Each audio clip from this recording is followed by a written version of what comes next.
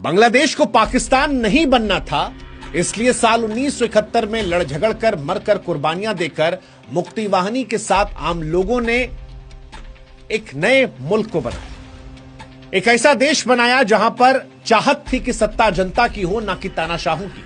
लेकिन आज बांग्लादेश को देखकर यह सवाल उठता है कि क्या पाकिस्तान से अलग होकर भी वो पाकिस्तान बनने की तरफ कदम बढ़ा चुका है?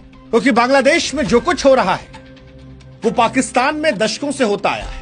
17 नवंबर 2025 को जब पूर्व प्रधानमंत्री शेख हसीना को मौत की सजा सुनाई गई तो अदालत में तालियां गूंज रही थी।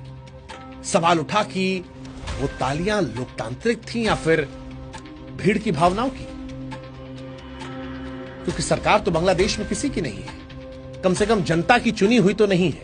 और फिर सवाल आया कि क्या इसी को बनाने के लिए लड़ाई लड़ी गई थी, या फिर आजादी के दशकों बाद बांग्लादेश उसी दलदल में फंस गया जहां सत्ता बदलते विपक्ष के नेता जेल में चले आते हैं, फांसी के तख्त पर लटक जाते हैं। वो जो पाकिस्तान में दशकों से होता आया है आज भी हो रहा है।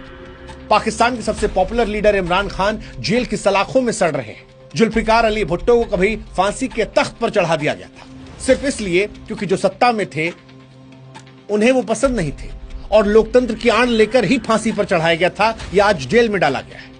अब सवाल यह है कि क्या बांग्लादेश में भी वही हो रहा है?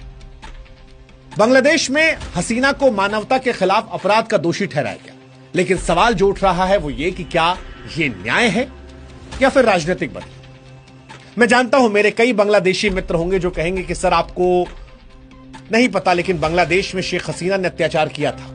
हो सकता है किया हो सकता है उनके कदमों से वहां की जनता दुखी रही हो और होगी भी, तभी शायद इतनी बड़ी भीड़ जो है वो निकली थी। लेकिन मकसद मेरा शेख हसीना को सही या गलत ठहराना नहीं है। सवाल यह है कि जब देश में जनता के द्वारा चुनी गई सरकार नहीं है, उस वक्त एक पूर्व प्रधानमंत्री को फांसी का फरमान और तालियों की बौछार, क्या यह स्वस्थ लोकतंत्र की निशानी है? क्योंकि लॉजिक तो पाकिस्तान भी देता है इमरान खान को जेल में डालने के पीछे, लॉजिक जुल्फिकार अली भुट्टो को फांसी पर चढ़ाने पर भी था, नवाज शरीफ को हटाने पर भी था। लेकिन भविष्य क्या हुआ पाकिस्तान का वो दुनिया देख रही है, पाकिस्तानी आवाम भुगत रही है। और इन्हीं से बचकर, इन्हीं से निकलकर बांग्लादेश ने अपनी एक नई पहचान बनाई थी। अब सवाल यह है क्या वो पहचान बदल रही है